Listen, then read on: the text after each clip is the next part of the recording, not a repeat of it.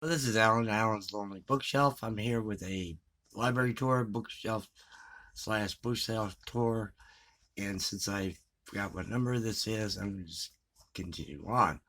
So the first book here, I got 7 books, and the first one is The Almost Christian Discovered by Matthew Mead. Matthew Mead was a Puritan who lived from 1629 to 1699. He is he was English Puritan preacher in the 17th century, preached in the Ward of Stephanie in London, and Almost Christian Discovered, his most popular, well-known work, and was reprinted by Sol de la Gloria publications, and it was so and first printed in 1989, and was printed again since it's printed that year, about 8,000 copies. And I purchased this one, and this is very good. It's like you think you're a Christian, then you read this book and you find out that whoa, I'm not. So he just goes by with different questions here. It's like how far a man may go in the way to heaven and yet be but almost a Christian, shown as 20 several steps. Can get that word out. And that's basically how what it's about. And question 2 is, what does that many go far and yet no further? What the difference is there between natural conscience and renewed conscience? What is that many are but almost Christian when they have gone thus far? So yeah, this is a very, very good read. It's excellent. The next one is by David Gunderson, and this is Snowfall on Cedars. I picked this up and I haven't read it yet. And it's by Harcourt Brace. And this came out in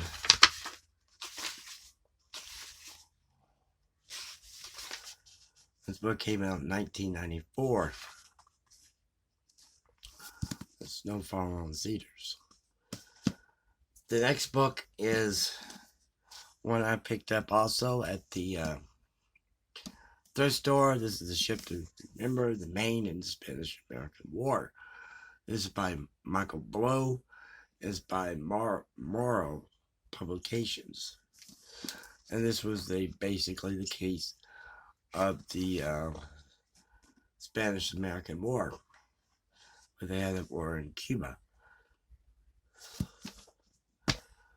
The next one is a book that I haven't read, and it's called War in the Shadows, The Guerrilla in History, Volume 1. And this is by Doubleday Publications by Robert B. Asprey. And it says, one of the most extensive works on guerrilla warfare published from the characters of Emperor Darius to the jungle wise Viet Cong. The author has compiled and analyzed the social, political, military factors that give rise to sustain and control guerrilla operations as they have been carried out through the ages. The reader may be totally absorbed in Robert Asprey's author of Semper Fidelis, and you go into the careers of Villa, Pancho Villa, Zapata, Che Guevara, Francis Marion Swamp Fox of American Revolution, Hannibal T. Lawrence, General Yip of Vietnam. And there are others in this volume that came out in 1975. So that's The War in the Shadows. The next book is one that I've read, and since then the author has come out with the second volume, and this one is The Sympathizer. This is a very, very good book, and this is the book where I got my Viet Thong Nguyen I guess how you pronounce that middle name, Thom. And it's came out in 2016, won the Pulitzer Prize and other awards. The Breakthrough Novel of the Year, Ethic of Love and Betrayal. The narrator is a double agent, man of two minds. He's half French, half Vietnamese, army captain. And so the story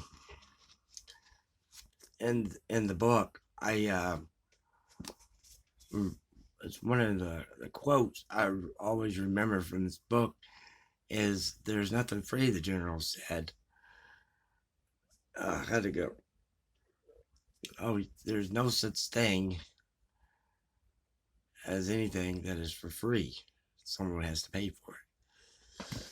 The last book in this section is this hardcover Harper Row book called The World of Jeeves by P.G. Wodehouse. I have read several of the stories in here, and this is very good. This one is at least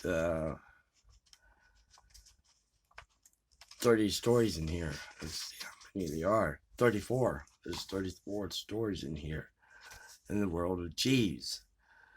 It was copyrighted in 1967. And this first Harper Row edition was 1988.